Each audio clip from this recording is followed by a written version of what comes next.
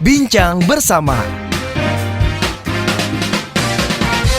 Smart listeners, kalau Anda sadar, beberapa tahun belakang, animo masyarakat Indonesia terhadap brand sepatu lokal kayaknya mulai meningkat ya. Dan kayaknya sosok yang satu ini punya andil yang cukup besar gitu ya dalam meningkatnya brand lokal, khususnya di sepatu ya, di tengah-tengah masyarakat Indonesia. So, langsung saja kita akan berbincang dengan sosok yang Audrey sebut tersebut, ada Mas Muhammad Triangga. Halo Mas Angga. Halo. Aku tebak anak ketiga. Triangga, bukan? Betul. Lahir dan besar di mana, Mas Angga? Aku tuh lahir di Tangerang, di Karawaci. Okay. Jadi emang sebenarnya bisa dibilang tuh kalau bahasa zaman dulunya tuh agak anak gaul Tangerang. Gaul Waduh. Tangerang, oke. Getang banget sebenarnya. Sekarang saya tinggal di Karawaci. Emang dari dulu sih di sana sih. Gitu. Oke. Dan tadi seperti yang Audrey sebutkan ya, ngomongin tentang brand sepatu lokal tuh kayaknya jadi hot topic lah ya, di mana-mana ngomongin brand pasti nyangkut-nyangkut ke brand sepatu lokal. Terus juga ngomongin sales, marketing, semuanya juga pasti case-nya dari sepatu lokal. Ini cukup menarik gitu. Tapi nanti kita akan cerita karena Mas Angga ini adalah bisa dikatakan co-founder ya, co-founder Jakarta Sneakers Day. Dan juga co-founder dari Grebe. Menarik karena kalau ngomongin sepatu, banyak yang mengatakan filosofi sepatu itu akan membawa kita ke tempat yang baik. Mas Angga punya filosofi apa nih tentang sepatu? Kenapa kayaknya cinta banget sama sepatu? Sebenarnya kalau flashback sebelumnya lagi, basicnya aku tuh kuliah di di Indonesia, di Esa Unggul tuh ada satu jurusan yang namanya Transportation Design sebenarnya. Basicnya sebenarnya desainer transportation atau desainer mobil sebenarnya. Nah, karena basicnya lagi sebelumnya lagi aku dulu tuh memang dari kecil tuh seneng gambar sebenarnya, gambar, seneng lukis dan segala macam, ikut-ikutan lomba dan segala macam juga. Alhamdulillah ada prestasinya lah kalau zaman dulunya gitu. Karena terus pas lagi kuliah ada satu kunjungan ke ke kampus yang dimana aku tuh kayak ngerasa wah ini ternyata di Indonesia ada ya car designer atau desain transportation atau desain mobil gitu kan. Karena ternyata pas dicari tahu juga ke kampus-kampus yang lain tuh nggak ada, cuma satu-satunya tuh di Esa Unggul Transportation Design, dan dosennya orang Indonesia yang ngedesain BMW zaman dulu deh. Ada kalau tahu BMW X3 adalah salah satu desainer itu orang Indonesia, timnya lah kasarnya gitu. Terus ya makin akhirnya kita kampus sana. Nah, setelah lulus Indonesia tuh sama industri mobil dulu ya pas zaman aku kuliah itu belum mensupport lah, maksudnya terutama kita tuh masih jadi penjahit lah gitu loh, bukannya murni real designer car. Kalau di Indonesia jadi desainer enggak, jadi tuh kayak tanda kutip cuman jadi kayak drafter atau apalah gitu, jadi kayak nggak kurang disupport lah di Indonesia di Indonesia. Akhirnya banyak teman-teman malah kerjanya di luar, desainer apa di luar. Nah, nyambungnya lagi ke kerjanya dari zaman kuliah itu sempat kayak freelance sampai kuliah, sambil kuliah terus udah gitu juga kerjanya tuh di perusahaan alas kaki zaman dulu, desainer alas kaki, sendal, sepatu dan segala macam, punya brand lokal juga. Nah, semenjak itu akhirnya kan karena memang cari tahu tentang sepatu dan segala macam ya makin cinta lah, makin suka sama sneakers. Dari situ di 2015 karena memang suka sama sneakers. Di saat itu juga kalau lihat flashback lagi 2013-2014 tuh sneakers di Indonesia terutama kayak brand Adidas, Yeezy, NMD itu lagi gila-gilanya kan. Mau beli aja ngantrinya kan sampai kayak wah gila deh. Sampai ada satu kasus yang menurut aku tuh jadi cerita banget ya. Di PIM waktu itu ada antrian NMD yang warna putih waktu itu. Di antrian itu sampai selak-selakan antrian sampai keluarin pistol. Astaga. Sampai wah gila, ngapain lo kayak gitulah. Pokoknya ceritanya sampai saking segitunya antusiasnya karena memang sebenarnya ada sisi kalau tren di luar tuh sampai zaman dulunya tuh antrian tuh sampai ada yang meninggal juga ada gara-gara rebut-rebutan kayak gitu ya. Karena memang harga resellnya jadinya lebih mahal gitu loh. Dari harganya cuma 2 jutaan atau 3 jutaan, di resell bisa sampai 15 juta, 20 juta ya. Makanya kayak ya tadinya memang orang melihatnya bisa jadi sebagai investasi atau bisnis lah gitu kan.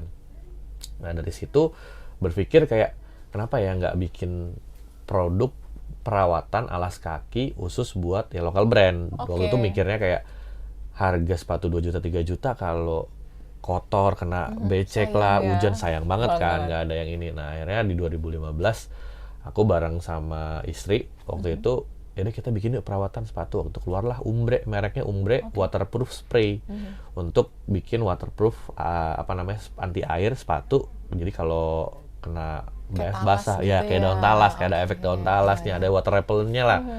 Dari situ kenalah sama banyak komunitas, kenalah sama banyak toko-toko, karena kan kita masukin juga ke toko-toko sneakers kan. Melihat ada brand yang mungkin lahirnya kurang lebih mirip-mirip sama saya, itu ada brand dari UK, brand kayak kita juga, kayak Umbre juga, tapi aku nggak mau sebutin namanya, ntar kan promosiin dia gitu. Jadi adalah dari UK itu, terus udah gitu dia sering mempromosikan, dia sering jadi sponsorship di event-event sneakers terbesar di dunia, terutama di Amerika tuh ada SneakerCon, di UK itu ada Sneakerness. Nah di 2 event besar itu ya dia sponsor tuh, wah kan namanya makin gede lagi. Nah waktu itu berpikirnya adalah gimana caranya naikin brand image Umbre supaya naik kelas. Ya udah gue pengen sponsor ke event sneakers, tapi di Indonesia nggak ada sama sekali yang besar serius gitu kan. Kenapa kita bikin sendiri aja gitu kan. Nah waktu itu di saat itu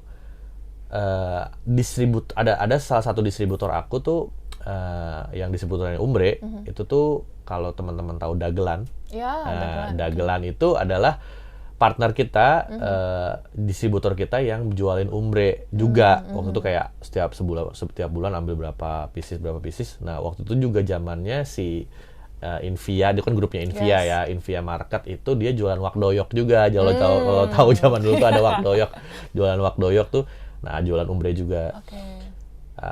Aku berpikirnya saya butuh partner, satu yang kuat di media, satu lagi yang kuat di I.O. gitu kan. Karena aku komunitasnya, toko-tokonya aku udah bisa pegang lah gitu kan. Teman-teman tuh komunitasnya udah kita ambil. Ngomong sama Aji, teman partnerku yang punya Invia, Ji kita bikin event sneakers yuk. Wah ayo gitu kan. Memang lagi pas lagi hot-hotnya juga tuh, pada saat itu lagi hot-hotnya juga. Ayolah kita bikin event sneakers. Tapi gue nggak ada gue kalau buat I.O.-nya nggak ada. Yaudah kita ajak satu lagi teman gue namanya Asa. Dia yang punya dia jago di I.O. lah. Jadi akhirnya kita bertiga gabung. Jadi Umbre, Invia dan Pariwara. Ada kita bertiga. Sampai detik ini kita bertiga gitu kan di JSD. Nah terus berpikir kayak yakin nih kita mau bikin yang gede. Yakin. Kita studi banding dulu yuk. Studi banding Kemana? Ke Singapura. Di Singapura tuh ada namanya event Soul Superior. Di tahun 2016 tuh kan, aku 2017 kan bikin eventnya yang buat si JSD-nya. Datang kita ke sana. Yang kita makin bikin kita yakin 50% lebihnya orang Indonesia yang datang ke sana. Kayak ya lo lagi teman-teman kita semua yang datang gitu kan kayak aduh sayang banget nih, udah kita makin yakin deh kita untuk bikin Indonesia. Nah udah gitu pada saat itu ada pertemuan sama salah satu influencer yang sampai detik ini terkenal adalah Aditya Loji, Anugerah Aditya, Mas Adit. Sneakers juga ya. Iya dia kan emang reviewer sneakers dari zaman dulu ya. Pertemuan sama sneakers sama Adit juga lucu juga tuh. Datang dikirain Umbre itu brand luar, dikirain kita mau dong masuk YouTube-nya aku dong gitu kan. Ini ya saya ntar ngomong sama partner, ternyata partnernya saya itu kan ketemu sama istri aku kan waktu itu kayak lah ini punya orang Indonesia, orang Indonesia gitu. Maksudnya kan dari sisi brandingnya mungkin beda gitu kan. Kalau ya karena aku dari zaman dulu sangat memikirkan how to branding the product gitu. Karena mau gimana branding akan membuat kita bertahan sampai kapanpun gitu. Kalau cuma perang-perangan harga mah mau sampai kapan juga capek gitu kan. Udah akhirnya ketemu juga di Singapura. Di situ tuh ada satu videonya YouTube-nya Adit. Aku bilang gitu, kita bikin di Indonesia yang gede, Om gitu. Saya bilang gitu kan. Oke, siap kita tunggu ya gitu kan. Ya udah nggak lama dari situ kita planning. Tadinya baru di mallnya tuh bukan di Sensi tadinya. Ada salah satu mall juga di Jaksel juga, tapi kayak aduh sayang ya kalau jadi barometer event terbesar kalau nggak di Sensi, karena Sensi waktu itu kan ada JFW dan segala macam kan semuanya di situ kan. Tapi budgetnya gede ya gitu kan, tapi udah nggak apa-apa hajar deh gitu kan. Kita coba dulu deh. Bener ya udah kita bikin di sana. Ada beberapa temen. Nah kenapa tadi aku bilang kita deket-deket Chinese New Year karena ada pengalaman lucu juga di situ. Ada beberapa teman yang punya toko sneakers Chinese bilang gini ke aku, nggak, lu yakin lu bikinnya pas Chinese New Year gitu-gitu? Orang-orang tuh pada makan di rumah, gue sih nggak mau lah ikutan. Adalah beberapa toko nggak mau ikutan, tapi dia nyesel sampai sekarang gara-gara itu. Jadi kayak apa namanya, tau gitu gue ikut aja gitu kan. Jadi ternyata kita punya target 7.500 orang balik modal. Jadi 2 hari tuh balik modal 7.500. 2 hari, 2 hari 7.500 orang balik modal. Udah bilang sama teman, wah bisa nggak ya? Udahlah Bismillah deh. Tapi pada saat itu karena aku berpartner sama Invia, dagelan, alhamdulillahnya kita punya value yang kita akhirnya banyak barter sama teman-teman radio, sama teman-teman TV. Jadi tuh kayak 2 minggu sebelum acara tuh kayaknya tiap 5 menit sekali di radio ada deh. Jakarta Sneaker Day itu bising banget. Terus di hari H masih deg-degan kayak, aduh nih gini, tiba-tiba hari pertama 7.500 orang. Itu yang tadinya tiket kita nyiapin 1 hari 3.000-an something itu habis dong. Terus sampai kita beli kwitansi ke bawah, kwitansi manual gitu kan. Terus udah gitu yang antriannya panjang banget tuh. Wah, antriannya panjang banget. Yang lucunya lagi karena antriannya panjang, kenapa? Karena kita di satu tempat di Sensi itu di lantai 8. Satu tempat berbarengan cuma 1.000 orang. Jadi nggak boleh lebih dari itu, karena takut roboh atau gimana lah. Pokoknya kapasitinya standarnya segitu. Udah di-cut, ditutup, karena udah 1.000 orang di dalam. Ngelingker tuh satu yang dari Sensi atas tuh ngelingker banyak gitu. Disitulah keluar yang namanya Power Ranger. Power Ranger. Okay. Kamu nggak tahu saya siapa? Wah, pengen masuk gitu. Kamu nggak tahu saya siapa? Gitu. Saya tuh ini. Terus udah gitu untung tim kita handle-nya baik lah gitu. Bapak kan ini ya Pak, gini-gini. Harusnya tahu aturan.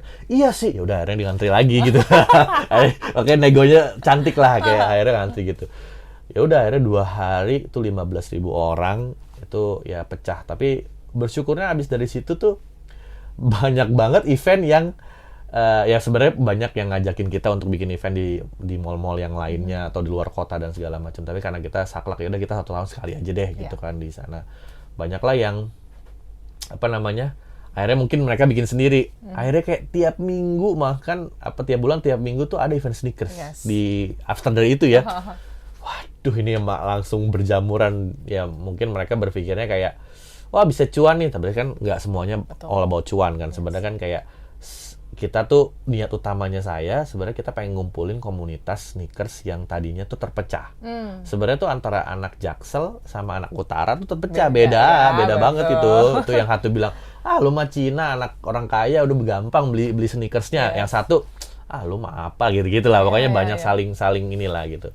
Tapi dari situ akhirnya kita ngebentuk komunitas yang lumayan kuat lah di bidang alas kaki. Terus begitu juga banyak akhirnya brand-brand lokal yang akhirnya ikutan juga di JSD juga. Nah dari situlah nyambung lagi nanti di 2019 yang Grebe-nya gitu. Adalah nanti lanjut lagi tuh. Nah, panjang banget nih kalau diterusin gitu. Tapi aku jadi penasaran gitu ya. Mas Angga sendiri kayaknya bisa melihat peluang yang cukup besar gitu ya. Dari hal-hal yang tadi mungkin nggak ada kayak tadi ya, Umbre, terus juga GSD, bahkan ada Grebe, ada Kanki, dan brand-brand lain lah yang dipegang oleh Mas Angga. Itu insting bisa dikatakan bisnis dan juga mungkin hal-hal untuk membantu banyak orang tuh terlahir dari mana, Mas? Kalau misalnya flashback ke masa lalu, dari orang tua kah mungkin atau dari mana? Enggak sih. Sebenarnya orang tua kalau ngomongin bisnis, keluargaku nggak ada sama sekali yang pebisnis. Keluarga dekat ya, maksudnya keluarga dekat tuh nggak ada. Intinya tuh nggak ada gitu kan. Dari mulai mama, even kakek nggak ada. Tapi kalau sepupu kakek apa segala macam ada gitu kan. Tapi dari keturunan kakek ke bawah tuh nggak ada banget yang pebisnis gitu kan. Tapi menurut aku kalau flashback, aku belajar dari kuliah sih, kuliah. Tentang desain, karena di desain itu sebagai desainer kan dituntut untuk memprediksi barang apa nih di depan yang akan kita bentuk, kita hits. Bahkan di beberapa pelajaran aku tuh kayak kita tuh harus tahu, misalnya kayak kita tahun 2030, 2050 tuh bakal ada apa gitu loh. Jadi kayak analisa prediction dan segala macam lah. Itu mungkin dari situ yang dilatih. Kata kuncinya sebenarnya Blue Ocean. Jadi aku selalu memegang kata kuncinya blue ocean. Cari apapun itu kita harus blue ocean, jangan main red ocean. Kalau red ocean ya kitanya berdarah malahnya gitu kan. Kalau blue ocean kan kita main sendiri, tapi bukannya berarti kita nggak menganalisa gitu kan, tapi kita bikin yang memang belum ada gitu kan di Indonesia. Terutama ya kayak tadi kaca film. Bisnis pertamaku pun yang kaca film di Indonesia itu yang si Smart Film itu belum ada sama sekali di Indonesia. Si Sonte itu akhirnya aku masukin gitu kan. Tapi memang banyak resikonya adalah kalau memang di awal kita sendirian, either memang diterima atau either kita keduluan karena waktunya belum gitu kan. Nah, itu banyak faktor lah. Nah, tapi balik lagi ngomongin soal insting berbisnis, kenapa cari yang baru karena ya kalau kita mainnya yang udah umum ya lebih capek lah dibanding kalau kita mainnya yang belum pernah ada. Mendingan kita jadi pionir dibanding kita jadi followers gitu kan. Gitu sih sebenarnya. Oke, dan itu terlihat semua ya dari bisnis ataupun apapun yang dilakukan Mas Angga gitu, Smart Listeners, dan ini menjadi satu hal yang menarik dari sosok Mas Muhammad Triangga. Karena di zaman sekarang mungkin orang tuh kan seperti biasa ya, belajar tuh amati, tiru, modifikasi gitu. Dan Mas Angga kayaknya bisa menciptakan sesuatu yang baru yang mungkin kalau orang lihat modifikasinya kayaknya nggak ada di Indonesia. Melihatnya keluar, apakah itu jadi salah satu cara nih untuk Mas Angga? Iya, betul. Jadi sebenarnya paling simple kita harus ngelihatnya tuh keluar negeri, keluar lah. Beberapa bisnisku tuh kebanyakan memang sebenarnya di Indonesia belum ada. Jadi kata kuncinya sebenarnya di Indonesia yang belum ada. Walaupun di luar tuh udah ada. Sebenarnya amati tiru modifikasi juga amatinya amati dari luar.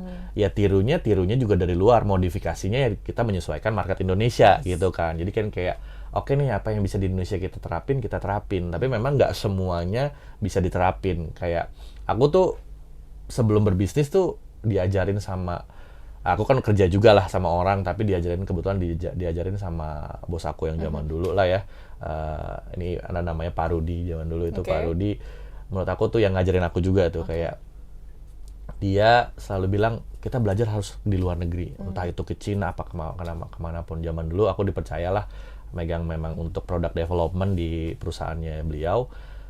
Selalu aku diterbangin ke luar negeri setahun tuh minimal 2-3 kali untuk ngelihat tren, untuk ngelihat apa segala macam. Jadi kita bisa lihat. Karena sebenarnya dimanapun nggak usah jauh-jauh ke Indonesia ya, ke luar negeri ya. Indonesia kan kalau bilang di ngomongin tren tuh telat kan. Betul. Jadi ada delay tren nih ke kitanya. Di Indonesia pun ada delay tren.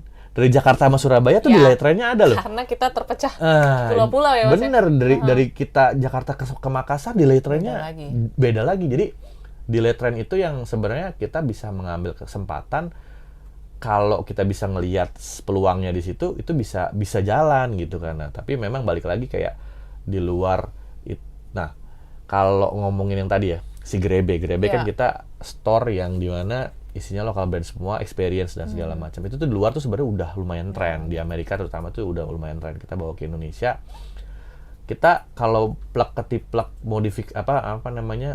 tiru kayak misalnya dulu aku punya ego, kayaknya kita gabung yuk omni channel antara offline sama online gitu kan. Jadi offline-nya cuman experience, online-nya belinya tetap di online ya kan. Jadi kayak cuman scan barcode apa segala macam. Di Indonesia nggak bisa. Di Indonesia masih tetap mau bawa tentengan. Iya dong, biar dilihat sama tetangga. Jadi kayak ya udah scan aja, belinya scan aja gitu kan. Belinya scan aja, ntar dikirimin ke rumah. Nggak mau, ntar sore saya mau pakai gitu. Karena belum tentu juga dipakai. Intinya dia mau bawa tentengan aja gitu. Nah, berarti ada yang kecepatan tuh. Jadi kayak aku bawa ke sini, Indonesianya belum siap. Kayak contoh juga si Smart Film, aku 2014 bisa dibilang Indonesia belum siap juga sama yang aku bawa gitu kan. Nah, karena belum siapnya itu akhirnya butuh waktu untuk menyesuaikan. Tapi balik lagi ya kata kuncinya nggak nyerah juga. Betul. Udah tetap aja usahain apa yang bisa kita modifikasi, apa yang kita bisa hybrid apa segala macam ya kita sesuaiin gitu. Gitu sih. Konsisten lah ya. Konsisten, dan sabar betul. gitu. Karena memang kalau jadi pionir ya resikonya itu ya Mas Itu. Harus bangun market pelan-pelan. Bener, pelan-pelan. Oke. Dan pastinya dalam proses mengembangkan banyak hal ya dari Mas Angga. Itu kayaknya semua apa ya, semua kelebihan itu kan dikeluarkan. Tapi ada nggak sih kelebihan yang kita kayak masih belum tahu nih dari sosok Muhammad Riangga gitu ya? Selain mungkin sepatu, terus juga mungkin kaca film tadi. Ada hobi-hobi lain nggak Mas di luar itu? Aduh, kalau hobi mah sebenarnya dulu SMA seneng basket. Oke. Apa namanya, ikut klub juga, tapi habis kuliah tuh sama sekali nggak ada off sama sekali. Justru yang bikin saya olahraga lagi tuh pandemi.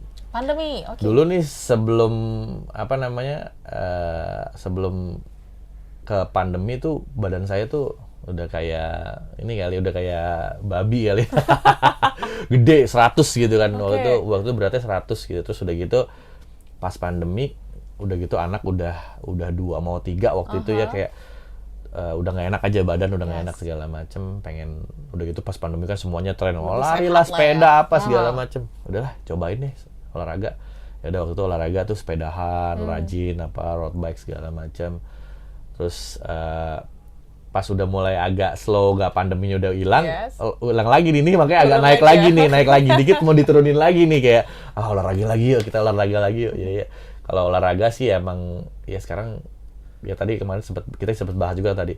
Dulu yang keren tuh yang ke klub mana, wah yang kemana itu keren. Sekarang enggak, ya sekarang yang keren yang berolahraga. Ya, kan? Nah itu setuju tuh, karena mungkin banyak juga event-event ya kayak.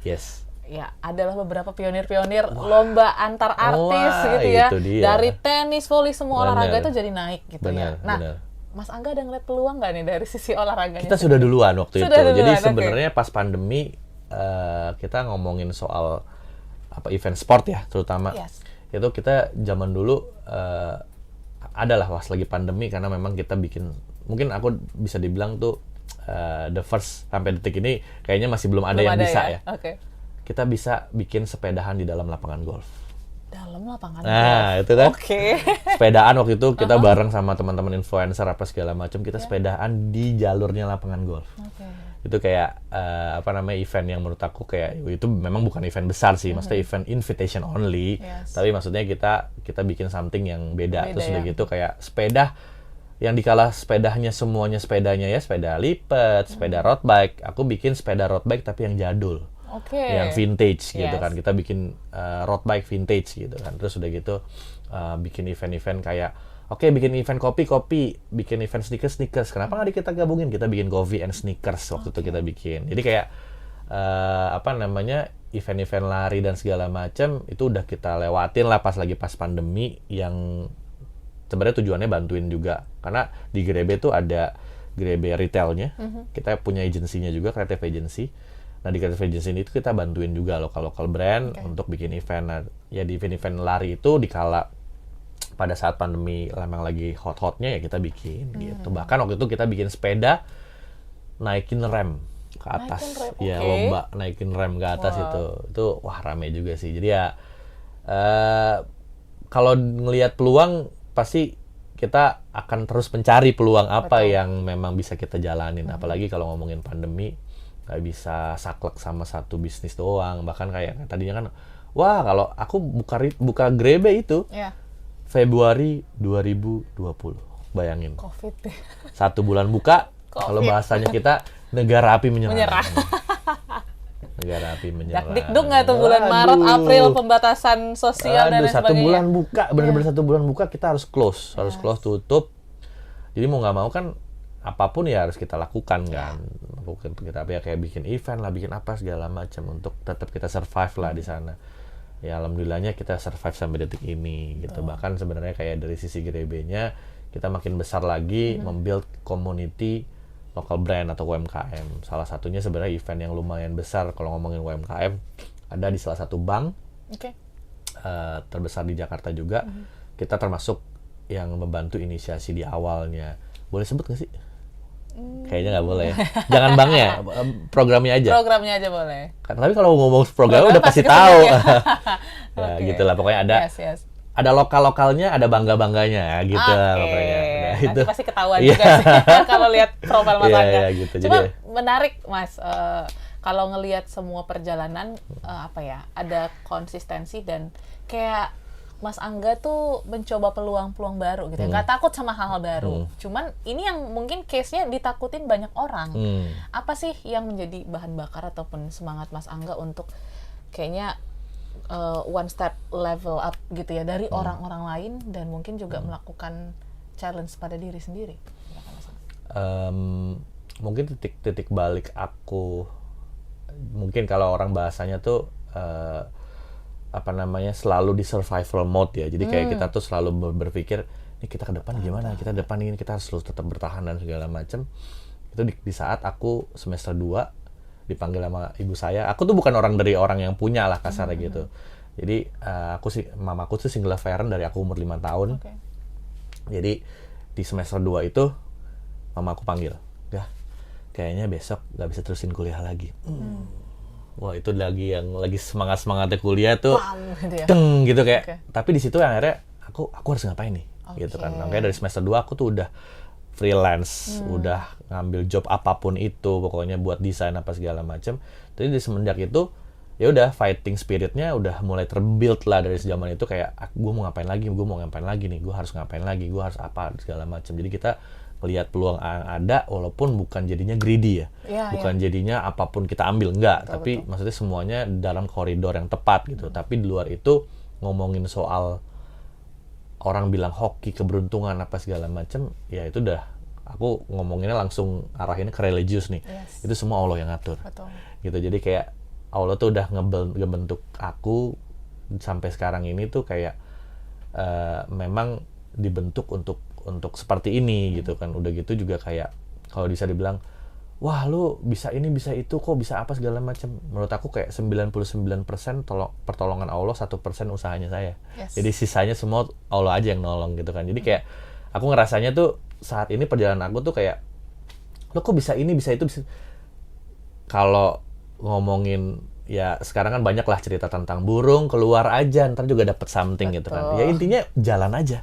Jalan aja, ketemu orang mau ngapain itu, tapi jangan pernah tanda kutip berharap, oh dari orang ini kita bisa dapetin apa ya? Enggak, jangan.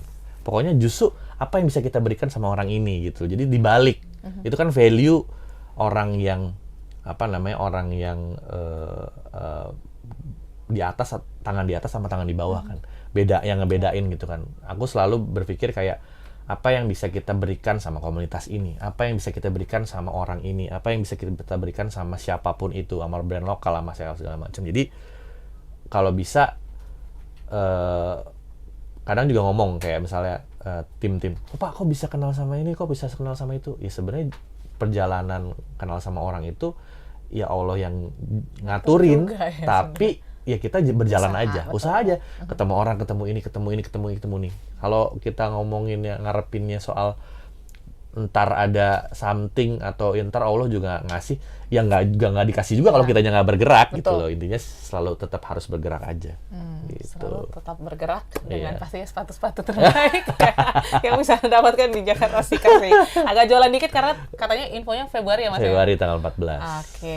Jadi ini menjadi announcement juga ya untuk small listener karena JSD tahun ini kayaknya agak yang berbeda sedikit. Betul. Boleh di-spill sedikit sebelum kita tutup? Wah, JSD 2025 di JCC Hall A Hall B 14 sampai 16 itu akan berbeda. Kenapa? Karena yang biasanya cuma Jakarta Sneaker Day doang di satu hall, kita akan ada 2 hall. Di hall B-nya juga akan lebih besar. Itu ada JSD juga, tapi Jakarta Sports Day. Wow.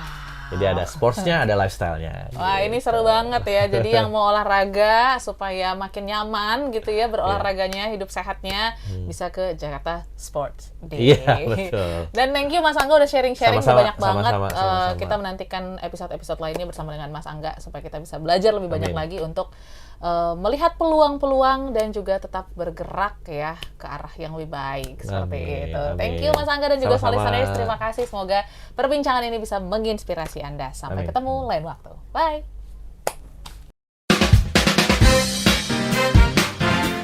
Bincang bersama